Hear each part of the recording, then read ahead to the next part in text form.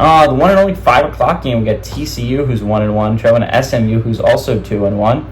TCU favored by 3 points in the CW. Josh Hoover for the Horned Frogs gone 83-119, thrown for 1,022 yards. One of the few quarterbacks that has thrown over 1,000 this season. Josh Hoover's thrown for 8 touchdowns, 0 interceptions. Cam Cook has had 44 carries on the ground for 174 yards and 4 touchdowns. Kevin Jennings for the Mustangs has gone 29-51, thrown for 342 yards, 1 touchdown, 1 interception. Brashard Smith had 35 carries for 253 yards and 3 touchdowns. And R.J. Maryland's had 10 catches for 175 yards and a touchdown. TCU is 53-42 against SMU all time. Last 2 games gone to TCU in 2022 and 2023, and they have won 9 of the last 11 times these two teams have played.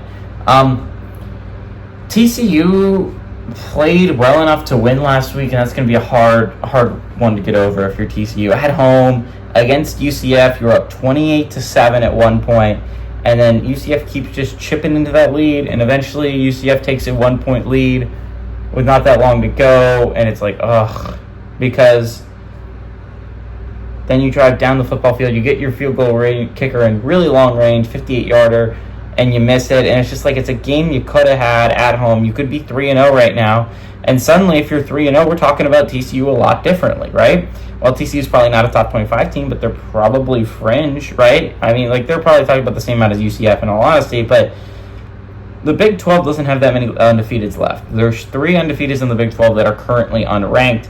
TCU could have been one of those. Instead, that is UCF. So that's a really tough one to wrap your head around. SMU had a bye week to wrap their head around their loss against BYU. This is an elimination game, by the way, so that makes it pretty interesting in my opinion. Whoever loses this game, I'm not talking about next week, especially if it's SMU, who I think it will end up being. SMU, you're transferring to the Power 4 level. I think a lot of people, myself included, got excited heading into the year, a little bit too excited about maybe SMU competing for an ACC championship. It's your first year in the Power 4, guys. Making it to a bowl would be a big win, right? Because expect what happened to the other 4 last year, right? I don't think you have to set your sights as low as Houston and Cincinnati, but BYU and UCF were both hovering around 500 on the year.